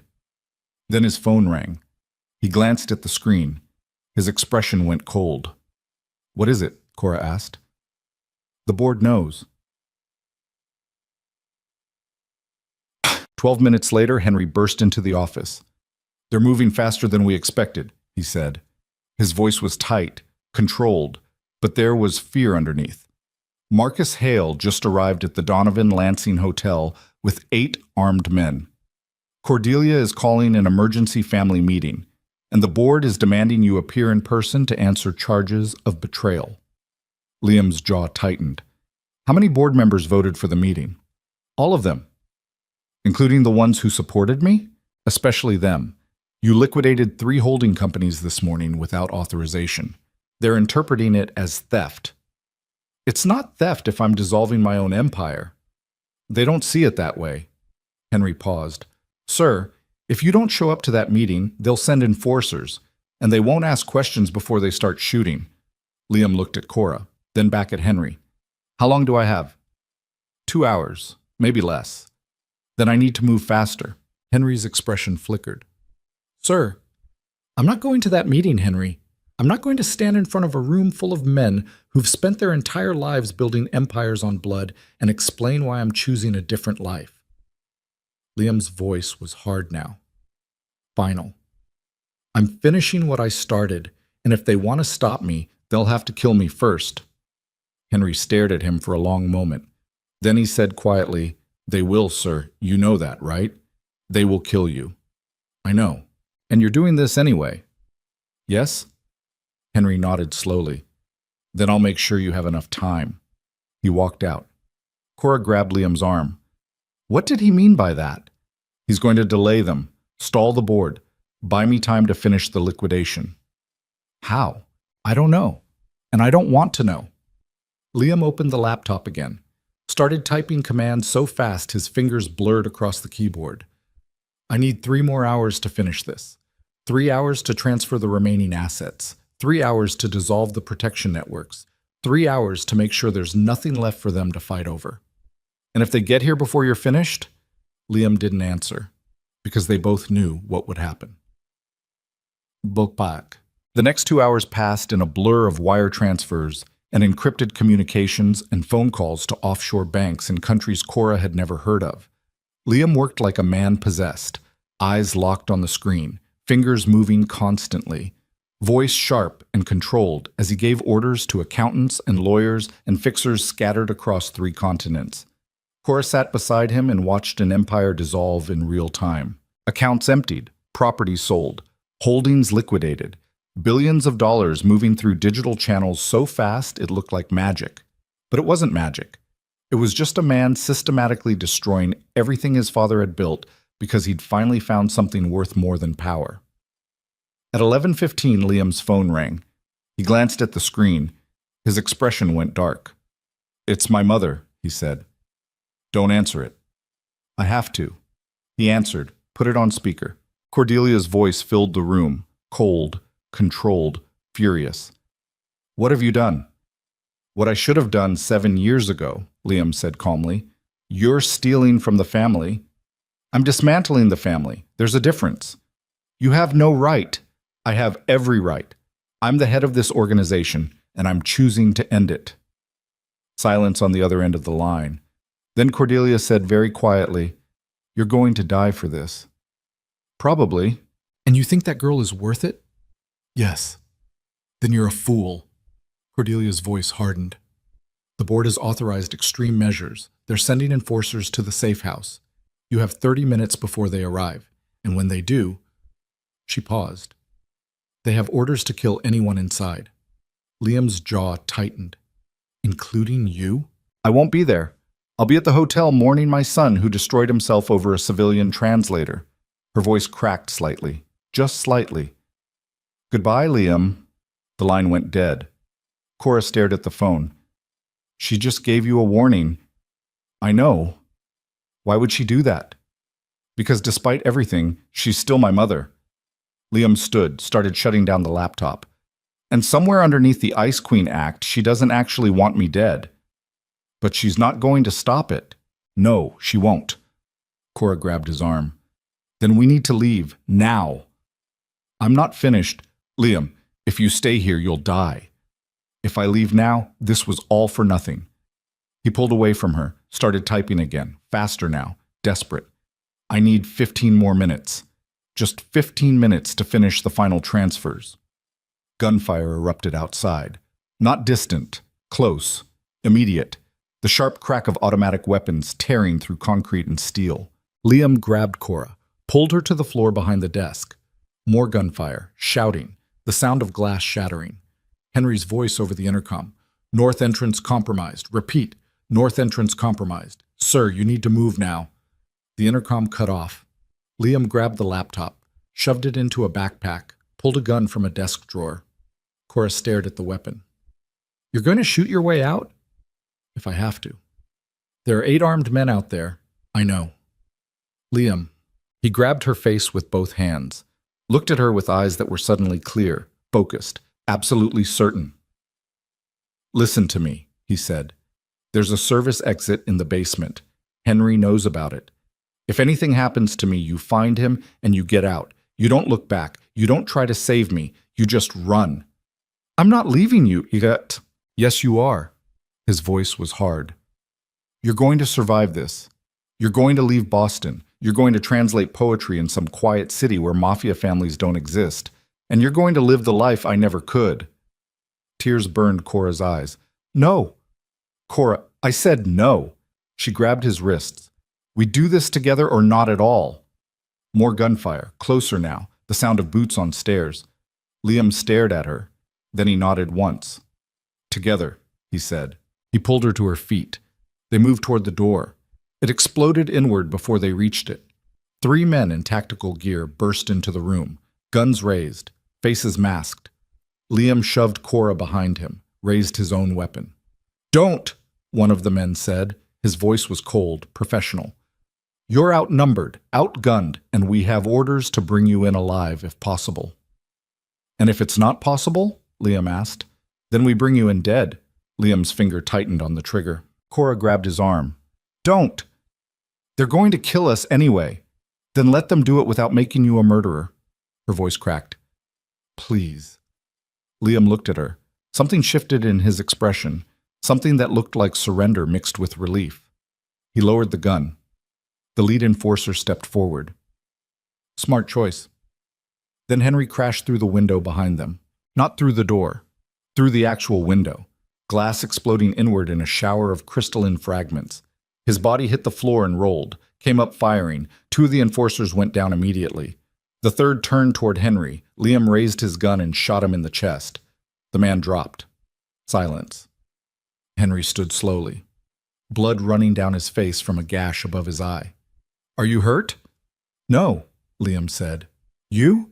I'll live. Henry grabbed the backpack. We need to move, now. They sent 12 men total. I took out 4 on the first floor. You just killed 3.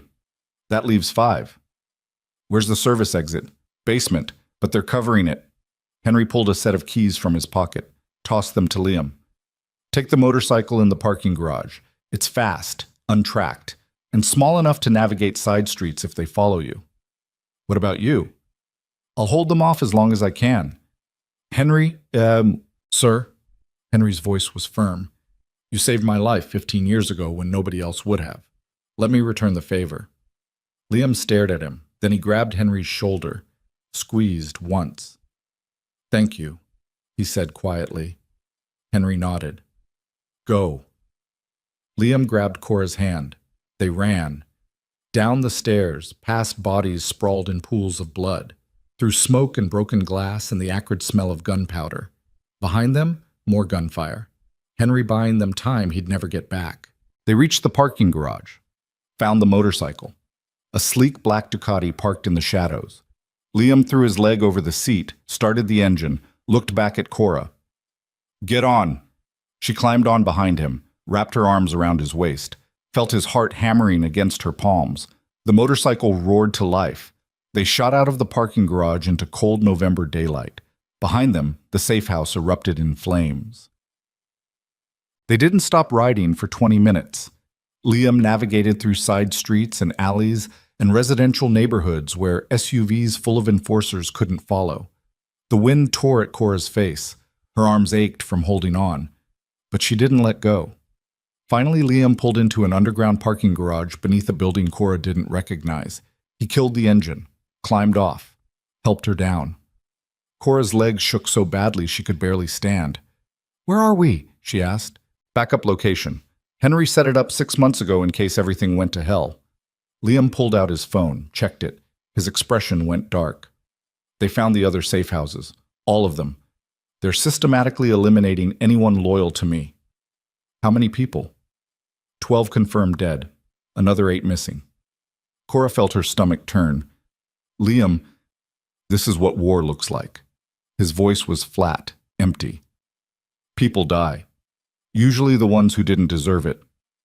Henry is probably dead. Liam's jaw tightened. He knew what he was doing when he stayed behind. Cora grabbed his face, forced him to look at her. This isn't your fault. Yes, it is. I started this. I chose to dismantle the empire. I chose you over them. His voice cracked. And now people who trusted me are dying because I was selfish enough to want a different life. You're not selfish, Yes, I am. He pulled away from her, started pacing. I'm the most selfish person alive, because I looked at an empire built on 40 years of blood and decided it wasn't worth preserving if I couldn't have what I wanted. He stopped, looked at her. And what I wanted was you. Tears burned Cora's eyes. So what do we do now? Liam pulled the laptop out of the backpack, opened it, stared at the screen. I'm down to the final transfers, he said. 10 more accounts, 10 more properties. If I can finish this, if I can liquidate everything before they find us again, there won't be anything left to fight over. How long? An hour, maybe 2. And if they find us before you're finished? Liam looked at her. His eyes were dark, hollow. But underneath the exhaustion was something that looked like peace. Then we die, he said simply. But at least we die choosing our own lives instead of living someone else's.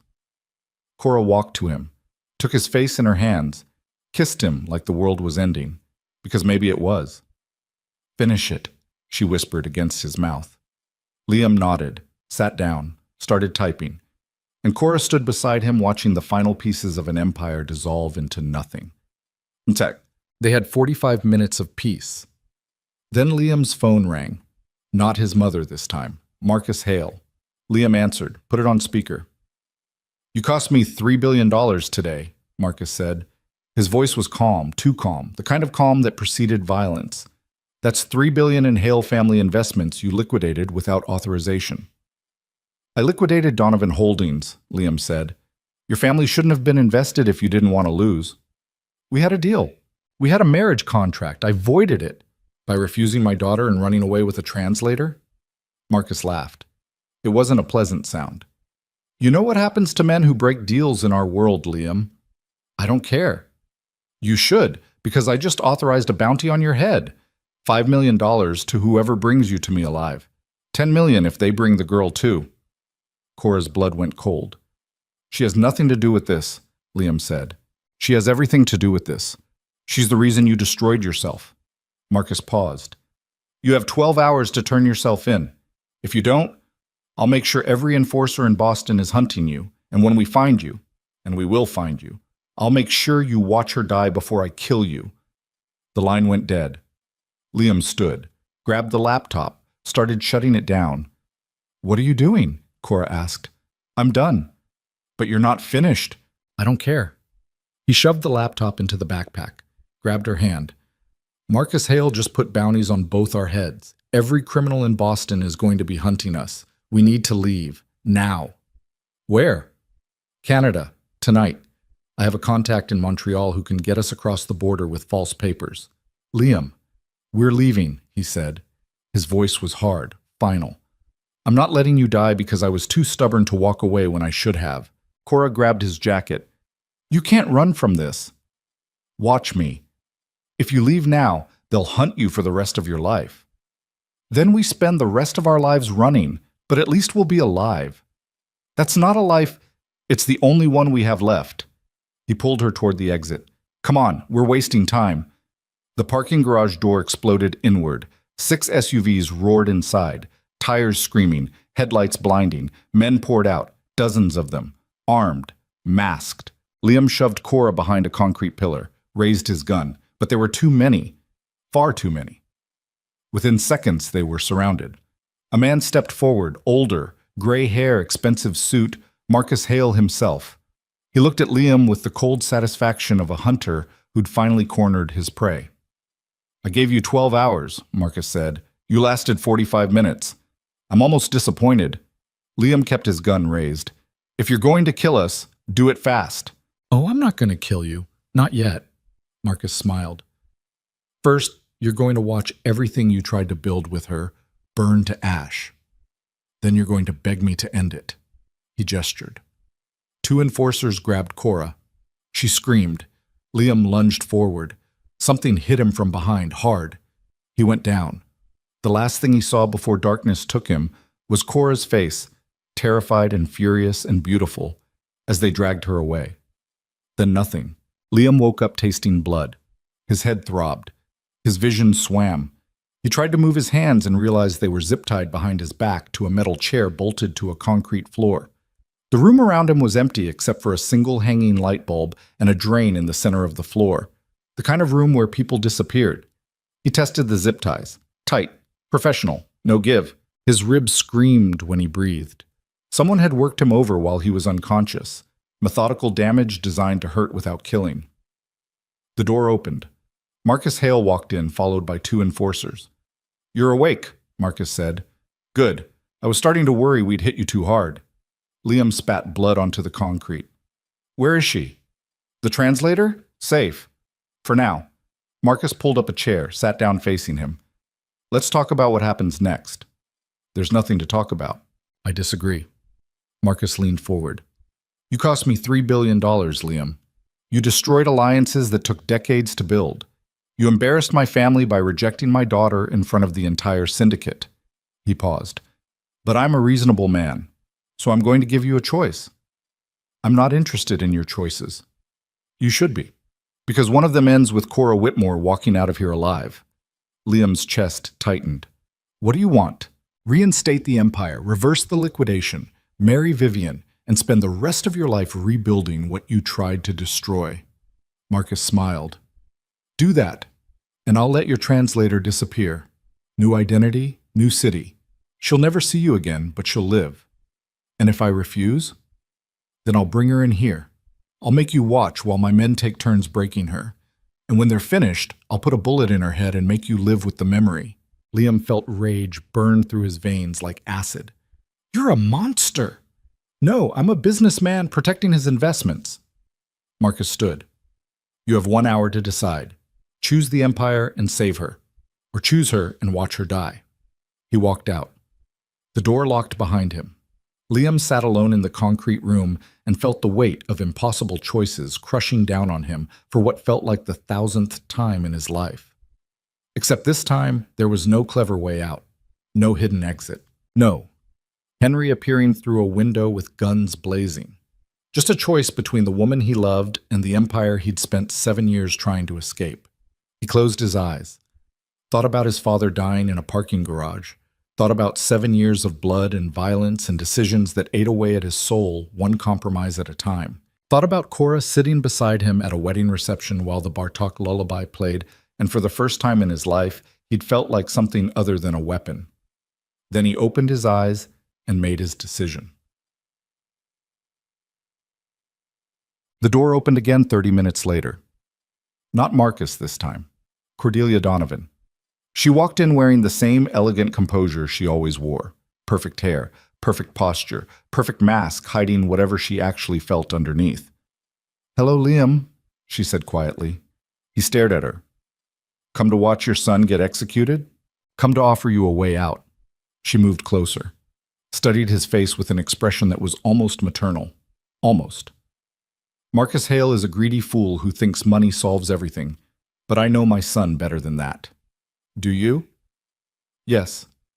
She pulled a knife from her coat pocket, moved behind him, cut the zip ties. Liam's hands came free. He rubbed his wrists, stared at his mother.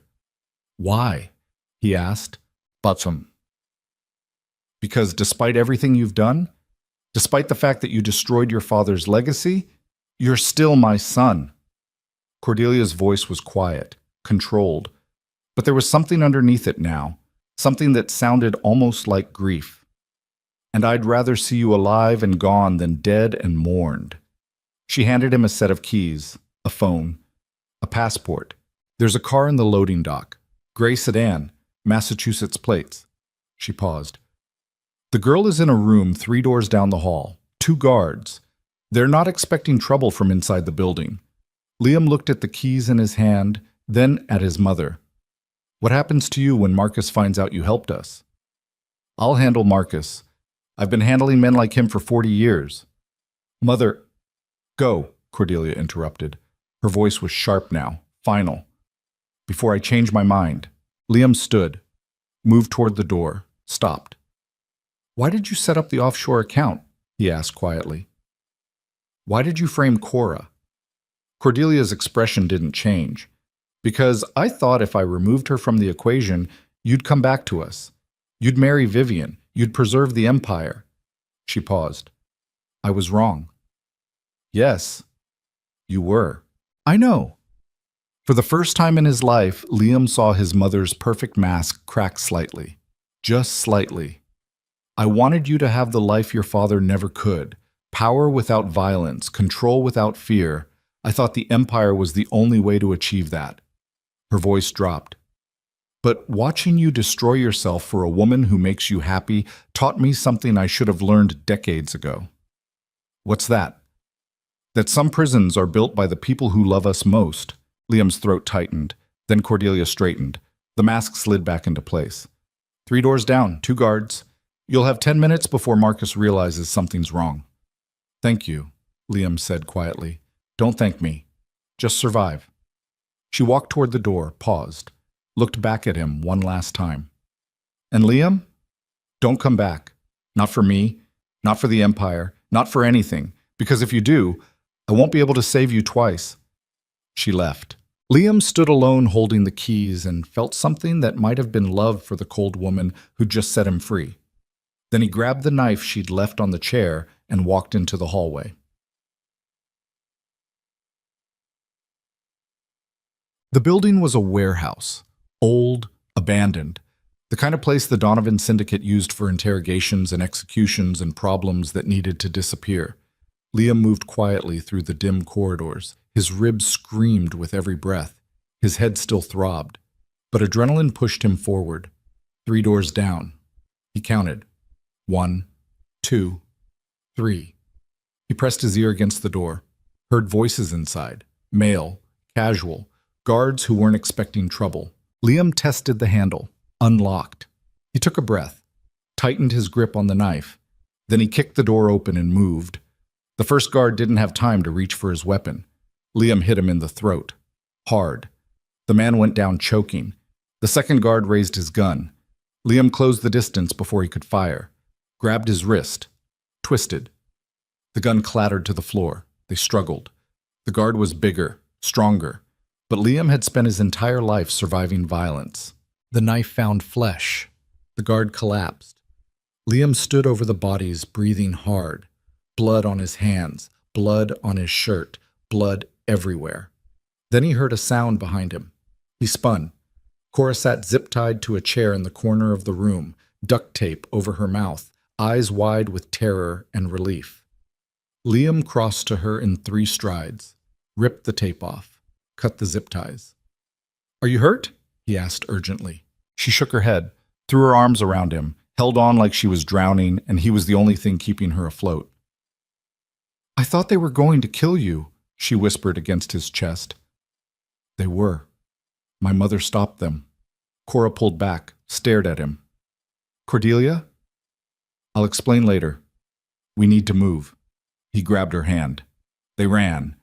Down the hallway, past storage rooms and empty offices and evidence of decades of violence embedded in concrete walls. Behind them, alarms started blaring. Someone had found the guards.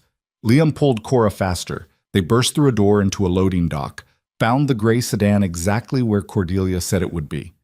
He threw her the keys. "You drive." "What? Why?" "Because I can barely see straight, and we need to get out of Boston in the next 10 minutes. Cora caught the keys. They climbed in. The engine roared to life. She floored it. The sedan shot out of the loading dock into cold December daylight. Behind them, men poured out of the warehouse. Guns raised, shouting. Bullets shattered the rear window. Cora didn't slow down. She navigated through industrial streets and side roads in neighborhoods Liam barely recognized, her knuckles white on the steering wheel, her jaw set with determination. "Where are we going?" she asked. "North, Canada. We cross the border before they can mobilize enough people to stop us." "What about your liquidation? The Empire?" "I don't care about the Empire anymore." Liam touched her face. "I only care about getting you out alive." Cora's eyes burned with tears, but she didn't slow down. They drove. Fun. They made it to New Hampshire before Liam's phone rang. He stared at the screen. Unknown number. He answered. Put it on speaker. Agent Chen's voice filled the car. Mr. Donovan, I was wondering when you'd surface. What do you want? I want you to turn yourself in before this becomes a manhunt that ends with both of you dead. Not interested. Then let me make you interested. Agent Chen's voice hardened. Marcus Hale just called a meeting of every syndicate family on the East Coast. He's putting out a bounty large enough that every criminal from Boston to Miami is going to be hunting you. You won't make it to Canada. You won't make it past the Massachusetts border. I'll take my chances. And what about Cora Whitmore? You willing to bet her life on your chances? Liam's jaw tightened. I'm offering you a deal, Agent Chen continued. Turn yourself in, testify against the Donovan Syndicate and the Hale family.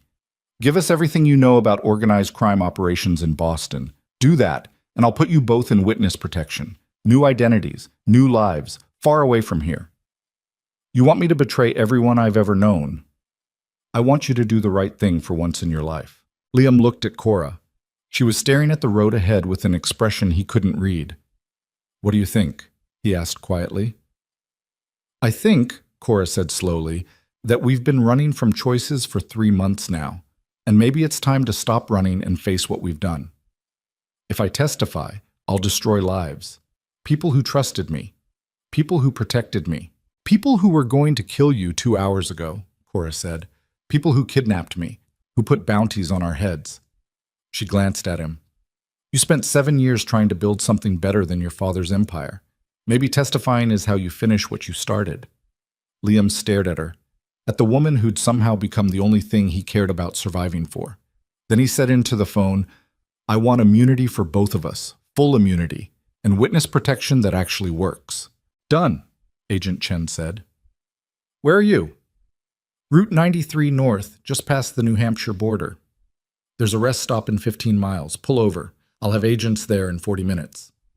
And if Marcus finds us first, then you'd better hope you're as good at surviving as your reputation suggests. The line went dead. Cora kept driving. Liam reached over, took her hand, held it, while the December landscape blurred past the windows and the life they'd been trying to build collapsed into something completely different. Are you sure about this? He asked quietly. No, Cora admitted, but I'm sure about you, and that's enough. They pulled into the rest stop 20 minutes later. Liam's phone buzzed, a text from an unknown number. Agents are delayed. ETA 60 minutes. Stay in the car. Don't move. He showed it to Cora. She nodded, kept the engine running. They waited. The rest stop was mostly empty. A few cars, a family with young kids, an elderly couple walking a small dog. Normal people living normal lives. The kind of life Liam had never had, and wasn't sure he'd know how to navigate, even if he survived long enough to try. What do you think witness protection looks like? Cora asked suddenly. I don't know. Suburbs, probably. Boring jobs. Neighbors who ask too many questions at block parties. Sounds terrible. Sounds like heaven. Cora smiled slightly. Then her expression shifted. Liam? Yeah? If we do this, if we testify and disappear, we can't ever come back. No visiting Maya. No checking on your mother. No closure with anything we're leaving behind. I know. Are you okay with that?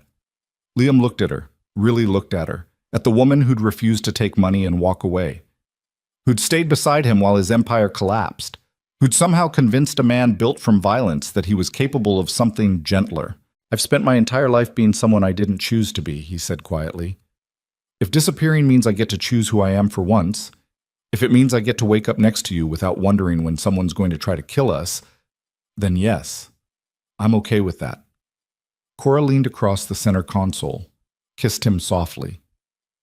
Then let's disappear, she whispered. Liam kissed her back. Then headlights flooded the car from behind. Not one vehicle. 3. Black SUVs. Tinted windows. Liam's stomach dropped. That's not the FBI. How do you know? Because federal agents don't drive in formation. The SUVs surrounded them. Doors opened. Men climbed out. Not Marcus's enforcers, not FBI agents. These men wore suits, moved with military precision, and their weapons were held with the casual familiarity of professionals. A man approached the driver's side window, knocked. Cora looked at Liam. What do I do? Roll it down, slowly. She did. The man leaned down, older, scarred face, cold eyes. "Mr. Donovan," he said, "my name is Vincent Calabrese. I represent the Calabrese family out of New York." He paused. "We've been watching your situation with great interest." "I'm not interested in whatever you're selling," Liam said. "I'm not selling anything. I'm offering protection." Vincent glanced at the road. "Marcus Hale put a bounty on your head, $10 million. Every criminal on the East Coast is hunting you, but my family, we have a different perspective." "What perspective is that?" "That a man willing to burn his own empire rather than live by someone else's rules is exactly the kind of man we want in our organization." Vincent smiled. It wasn't warm. "Work for us. Use your skills to build something new, and we'll make sure Marcus Hale never touches you or the girl." "And if I refuse?" "Then you're on your own, and you won't survive the night." Liam's jaw tightened. He looked at Cora. She was staring at Vincent with an expression that was equal parts fear and fury. "We're done with this life," Liam said. "Both of us." "Are you?" Vincent's smile widened. "Because from where I'm standing, you're about to trade one prison for another. Witness protection means new identities, constant surveillance, living in fear that someone will recognize you. Is that really freedom?" "It's more freedom than we have now. Maybe. Or maybe you're just too tired to see another option." Vincent straightened. "You have 5 minutes to decide. Work with us and live on your terms, or trust the FBI and spend the rest of your life looking over your shoulder." He walked back to his SUV. Cora grabbed Liam's arm. "We can't work for them." "I know. If we do this, it never ends. We'll just be trading one empire for another, spoche. "I know," Liam interrupted, "but he's right about one thing. Witness protection isn't freedom. It's just a different cage." "Then what do we do?" Liam stared at the SUVs surrounding them, at the men waiting for his answer, at the impossible choice between survival and freedom. Then he looked at Cora and made a decision that felt like the first honest choice he'd made in his entire life. "We run," he said. "What?" "We run. Right now. Before the FBI gets here. Before Vincent loses patience. Before Marcus finds us." He grabbed her face. "We disappear. No protection. No deals. No organizations. Just us and whatever money I managed to hide before they caught me. Liam, we'll be hunted for the rest of our lives. Maybe. Or maybe we get lucky. Maybe we disappear so completely that eventually they stop looking." His voice was urgent now, desperate. "But at least it'll be our choice. Our life. Not something handed to us by people who want to control us." Cora stared at him, tears in her eyes, fear and hope warring across her face. Then she nodded. "Together," she said. "Together." Cora shifted into drive. Then she floored it. The sedan shot forward, not toward the SUVs, toward the access road leading away from the rest stop. Behind them, men shouted, engines roared to life. But Cora was already gone. She drove like someone who'd finally stopped being afraid, fast, reckless, taking turns that made Liam's ribs scream but put distance between them and the vehicles chasing them. They made it to a residential area, abandoned the sedan, stole a pickup truck from a parking lot, drove north until the sun set and the December cold seeped through the broken heater. By midnight, they'd crossed into Canada using back roads and a border crossing so remote it didn't have guards. By morning, they were 300 miles away from Boston, and for the first time in 3 months, Liam felt like he could breathe. 4 months later, autumn settled over Montreal. Cora stood in the small studio apartment they'd rented under false names and watched rain streak down the window while coffee brewed on the counter. The apartment was tiny, barely furnished, nothing like the luxury Liam had lived in for 35 years. But it was theirs. No bodyguards outside the door, no board meetings, no FBI surveillance, no bounty hunters. Just a quiet life built from translation work and cash-only jobs, and the careful anonymity of 2 people who'd walked away from everything. The bathroom door opened. Liam emerged wearing jeans and a worn sweater. His hair was longer now. He'd grown a beard. The scar above his temple was visible without expensive suits to distract from it. He looked different. He looked free. "Coffee?" Cora asked. "Please." She poured 2 cups, handed him one. They stood together by the window watching rain fall on a city that didn't know their real names and didn't care about their history. Do you miss it? Cora asked quietly. Boston? The empire, the power, being someone people feared. Liam was quiet for a long moment. Then he said, I miss Henry. I miss the few people who were loyal because they believed in me, not because they were afraid. He paused. But the empire? The power? No. I don't miss being a weapon. What do you miss? My mother, he admitted, even though she tried to destroy us, even though she built half the prison I was living in. He took a breath. But I don't miss it enough to go back. Cora leaned against him. Do you think they're still looking? Maybe. Probably. I try not to think about it. What do you think about instead? Liam set down his coffee, turned to face her. I think about waking up every morning without wondering if today's the day someone tries to kill me. I think about translating poetry with you in cafes where nobody knows my last name. I think about growing old doing something that doesn't involve blood. He touched her face. I think about you. Cora's throat tightened. We're going to spend the rest of our lives running. Maybe. We'll never be completely safe. Probably not. We gave up everything for this? Yes, Liam agreed. We did. Was it worth it? He kissed her, soft, certain, the kind of kiss that tasted like rain and coffee and all the choices they'd made to get here. Every second, he whispered against her mouth. Cora smiled, then she pulled away. I have something for you. What? She walked to the small desk in the corner, pulled out a cassette tape. Old, scratched case. The Bartok Lullaby. I found a tape deck at a thrift store, she said. Thought maybe we could listen to it. Liam stared at the tape, at the reminder of the night they'd met, the song that had connected them before either of them understood what they were building. Play it, he said quietly. Cora slid the tape into the ancient deck, pressed play. The familiar melody filled the small apartment. Bartok's Lullaby. The same song that had played at her sister's wedding. The same song her father used to hum while cooking dinner. The same song that had made a man carrying an empire stop and sit with a woman carrying grief. Liam held out his hand. Dance with me. Cora took it. They moved slowly across the worn apartment floor. No crystal chandeliers, no marble, no elegant ballroom. Just two people who'd survived violence and betrayal and impossible choices to reach this quiet moment. When the song ended, Cora rested her head against Liam's chest. What happens now? Now? Liam's arms tightened around her. Now we live. We translate poetry. We learn French properly. We eat too much poutine. We build something small and ordinary and completely ours. And if they find us, then we run again. And we keep running until we're too old to run anymore. He pulled back, looked at her with eyes that had finally stopped looking like weapons. But until then, we live. Cora smiled through tears. Together? Always. Outside, rain continued to fall on Montreal. Somewhere in Boston, empires still rose and fell. Syndicates still fought over territory. The FBI still hunted criminals.